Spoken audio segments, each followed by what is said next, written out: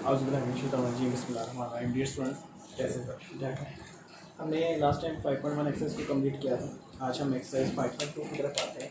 5.2 करवाने से पहले मैंने आपको एडिशन और सब्ट्रैक्शन के बारे में पूरी तफसील बता दी थी। तो आज हमने एडिशन की तरफ आना है। तो एडिंग कैसे की जाती है, उसमें कौन कौन से प्रोसीजर हैं, आज हमने इसको अप्लाई करना है। ठीक है।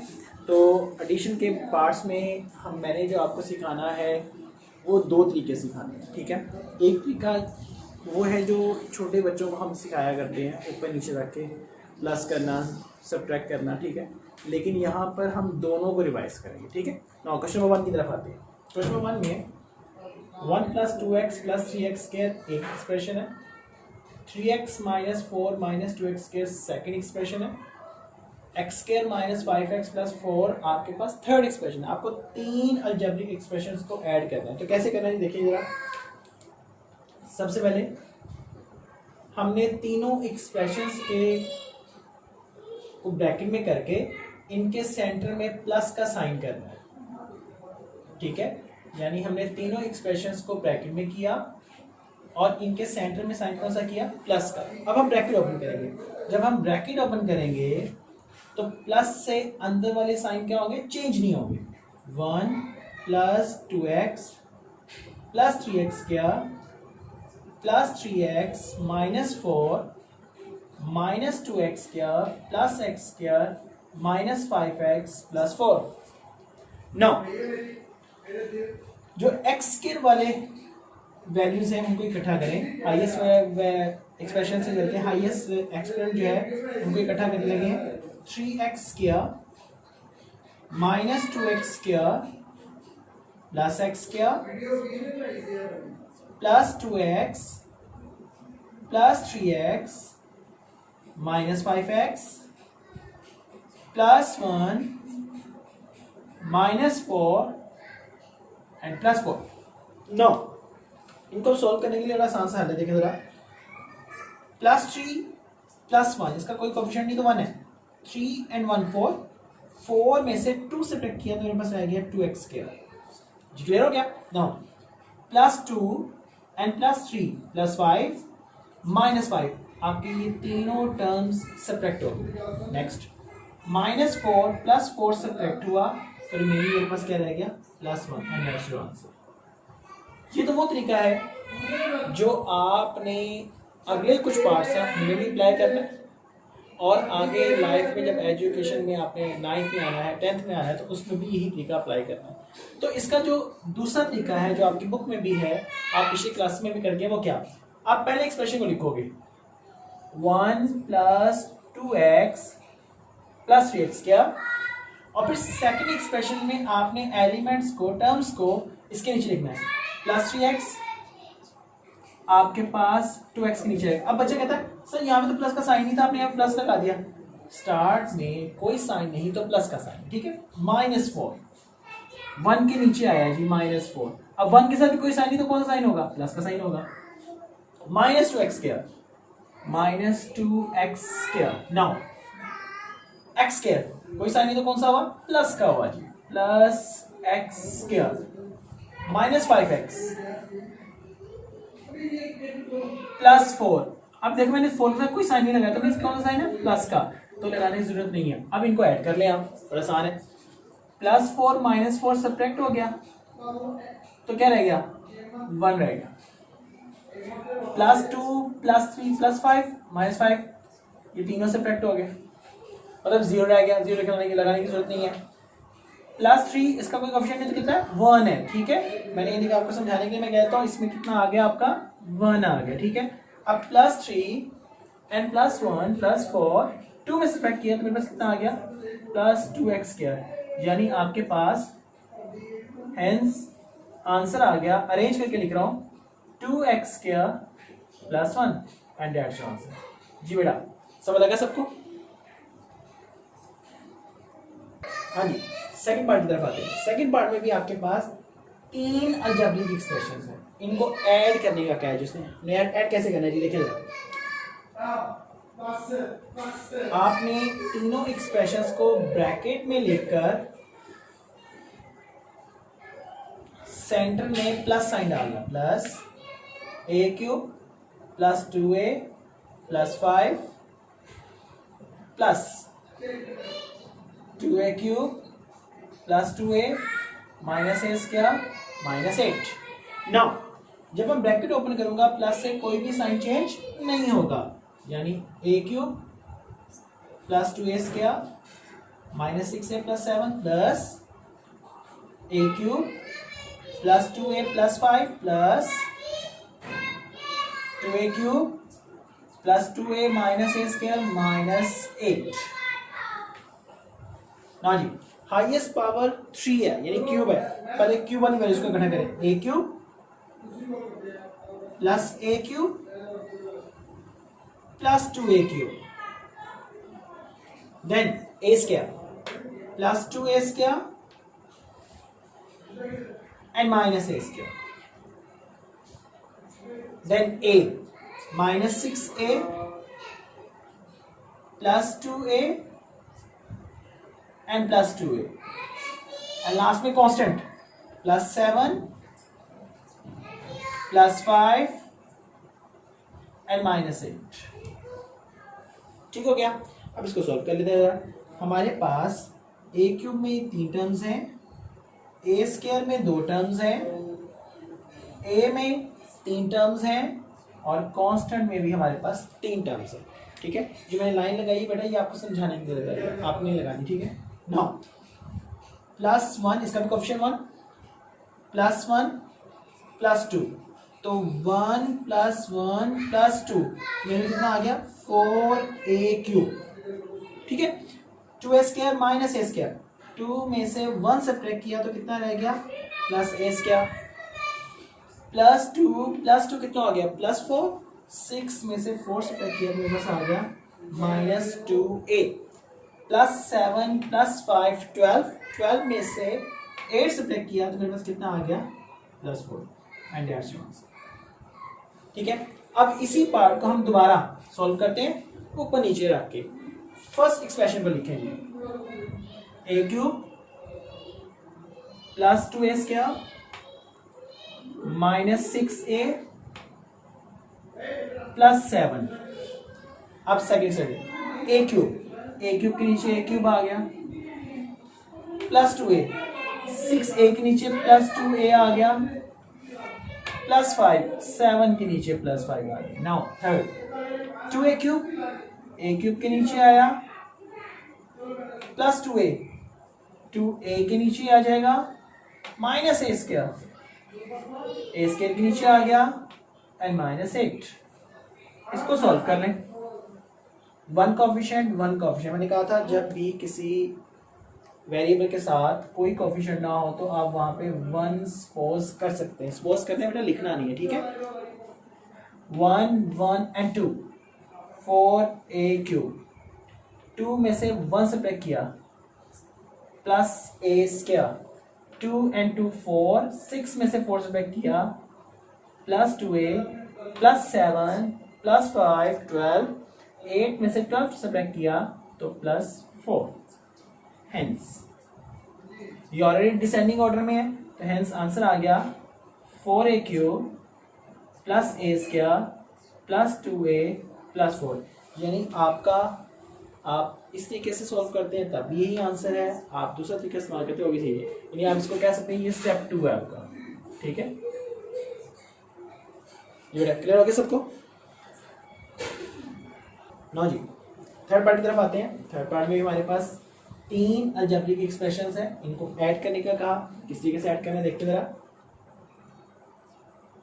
First expression, a cube minus 2a square B plus b cube plus 4a cube 2ab square 6a square B plus 2b cube minus 5a cube minus 4a square b. अच्छा, अब आप अगेन वही बात, plus का sign है, अंदर वाला कोई भी साइन चेंज नहीं होगा। ब्रैकेट ओपन करते हैं, a cube 2a square B plus b cube plus 4a cube 2ab square 6a square B plus 2b³ 5a³ -4a²b। अब देखें हमारे पास ना यहाँ पे दो वेरिएबल है, एक a है और एक b है। आपने अल्फाबेटिक ऑर्डर में a के लिहाज से हाईएस्ट पावर के लिहाज से अरेंज कर लिया। देखिए a³ +4a³ -5a³। अब a³ के बाद क्या आएगा, a² आएगा ना, -2a²b, ये ab² है, ये सेम नहीं है, 6a²b -4a²b। ठीक हो गया। नाउ a² के बाद a1 +2ab², और जैसे कोई भी टर्म नहीं है। नाउ अब b³ पे आ जाए, +b³ एंड +2b³। रिपीट करते हैं जी, देखिए जरा हमने क्या किया, a³ +4a³ -5a³। हमारे पास a³ में 3 टर्म्स आ गए। नाउ a²b वाली, a²b वाली, a²b वाली, इसमें भी हमारे पास 3 टर्म्स आ गई। नाउ ab², इसमें एक ही टर्म है ab², then b³ and that is b³। आपके पास 2 टर्म्स, आपकी सारी टर्म्स अरेंज होगी। अब इसको फर्दर सॉल्व कर लेते हैं। देख रहा +1 कोई कोएफिशिएंट नहीं तो 1 होगा ना, 1 एंड 4 5 में से 5 सब्ट्रैक्ट कर दिया, यानी हमारी ये जो टर्म्स है तीनों सब्ट्रैक्ट हो गए। नेक्स्ट देखिए जरा, -2 -4 -6 एंड दैट इज +6, ये तीनों टर्म्स भी सब्ट्रैक्ट हो गए। तो हमारे पास बाकी देखे जरा, +2ab² वैसे का वैसे ही आ गया, क्योंकि इसके साथ कुछ भी प्लस माइनस नहीं हो रहा। +1 कोई कोएफिशिएंट नहीं तो 1 होगा, 1 एंड 2 कितना हो गया, +3b³ and that's your answer. अभी हमने इस वैल्यू को किया आमने सामने रख के सॉल्व, ठीक है। अब हम इसे ऊपर नीचे रख के सॉल्व करके देखते हैं। हमारा फर्स्ट अलजेब्रिक एक्सप्रेशन क्या है जी, a³ -2a²b +b³। Now second expression क्या है, +4a³, a³ के नीचे आ गया, +2ab² मौजूद नहीं है, हम इस टर्म को साइड पे लिख लेते हैं, +2ab² +6a²b +6a²b। ठीक हो गया।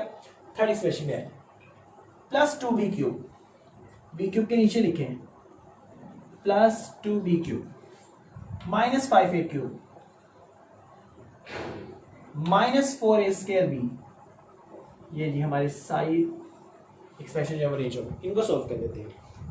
देखें +1 +4 +5 एंड दैट इज -5, सब्ट्रैक्ट हो गया। नेक्स्ट -2 -4 -6 एंड दैट इज +6, ये भी सब्ट्रैक्ट हो गया। +1 कोई कोएफिशिएंट नहीं तो 1 होगा, 1 एंड 2 हमारे पास कितना हो गया जी, 3b³। अब देखना इसके साथ शुरू में कोई साइन नहीं लगाया क्योंकि वैल्यू नहीं है, तो कोई साइन नहीं, तो कौन सा साइन हुआ, प्लस का साइन हुआ, और साथ में आ गया 2ab²। ये देखिए हमारा सॉल्व हो गया। हेंस इसको डिसेंडिंग ऑर्डर में आंसर देते हैं, दो अल्फाबेटिक है, ए के लिहाज से 2ab² + 3b³। देखिए जी हमने अपना जो पहला तरीका किया उसमें आंसर क्या आया हमारे पास, 2ab² + 3b³। और हमने जो स्टेप 2 किया, हमें एक नए तरीके से जो आपकी बुक में जो तरीका दिया गया उस तरीके से किया, उससे भी आंसर हमारा सेम है। यानी आप दोनों में से जो मर्जी तरीका करें आंसर ठीक ही आएगा। ठीक है बेटा, क्लियर।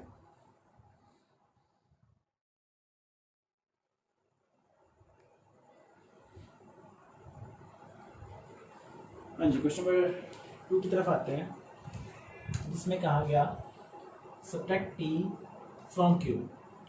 यहाँ मैं एक छोटी सी बात समझाना चाहूँगा क्योंकि इस सवाल में ये बहुत ज़रूरी है। मैं कहता हूँ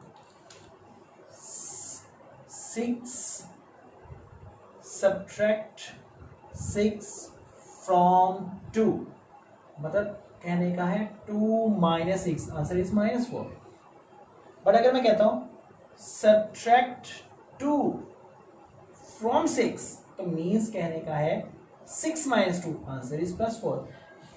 तो अगर मैं यही बात कर रहा हूँ सब्ट्रैक्ट P फ्रॉम Q, तो कहने का मतलब है आपको Q में से P को सब्ट्रैक्ट करके आंसर निकालना है।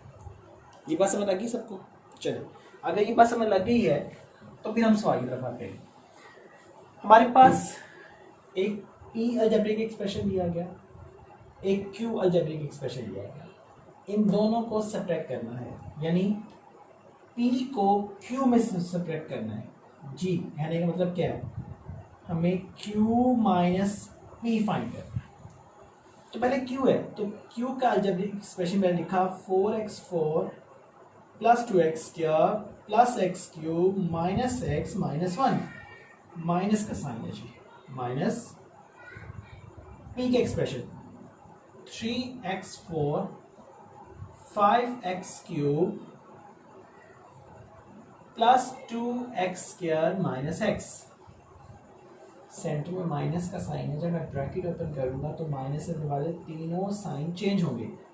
4x4 2x² plus x³ minus x minus 1, now plus 3x4 है ना, plus minus minus 3x4 plus minus minus 5x³ plus minus minus 2x² minus minus plus x। Again इसी तरह अरेंज करें जरा, 4x4 एंड माइनस 3x4 इनको इकट्ठा किया, x³ plus x³ minus 5x³ को इकट्ठा किया, प्लस 2x² माइनस 2x² आ गया, माइनस x प्लस x आ गया, एंड लास्ट पे माइनस 1। तो आप देखिए जरा यहाँ पे 4 में से 3 सब्ट्रैक्ट किया तो मेरे पास 1x4 आ गया, मैंने 1 नहीं लिखा तो 1 ही है इसका कोएफिशिएंट, ठीक है। 5x³ माइनस प्लस 1x³ 5 में से 1 सब्ट्रैक्ट किया, माइनस 4x³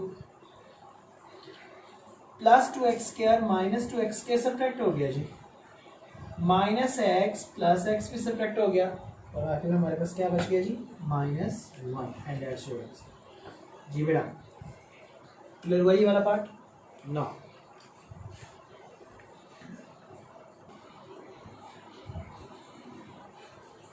हाँ जी, सेकंड पार्ट की तरफ आते हैं। सेकंड पार्ट में हमारे पास P दिया गया, Q दिया गया, Q माइनस P हमें फाइंड करना चाहिए। Q माइनस P, तो पहले Q का expression 2y plus 3x minus 4z plus 1 minus P, 2x plus 3y minus 4z and minus 1। Bracket open करते हैं जरा, 2y plus 3x minus 4z plus 1 minus 2x minus 3y minus minus plus 4z and minus minus plus 1। यहाँ पे हमारे पास 3 variables हैं, x, y और z। Alphabetic order में arrange करें। पहले x वाला 3x के साथ अरेंज किया, माइनस 2x प्लस 2y के साथ अरेंज किया, माइनस 3y माइनस 4z के साथ अरेंज किया, प्लस 4z और प्लस 1 के साथ आ गया माइनस 1। तो देखिए जरा 3x में से 2x सब्ट्रैक्ट किया तो 1x रह गया, यानी x रह गया। 2y में से 3y को सब्ट्रैक्ट किया क्योंकि 3 बड़ा है, माइनस y रह गया, और आपके पास minus 4z plus 4z subtract हो गया, प्लस 1 माइनस 1 सब्ट्रैक्ट हो गया। तो आपके पास आंसर क्या बन गया, x माइनस y, यानी q minus P is equal to X minus Y. और यहाँ में भी लिख लें q minus P is equal to x4 minus 4x³ minus 1। Clear बेटा?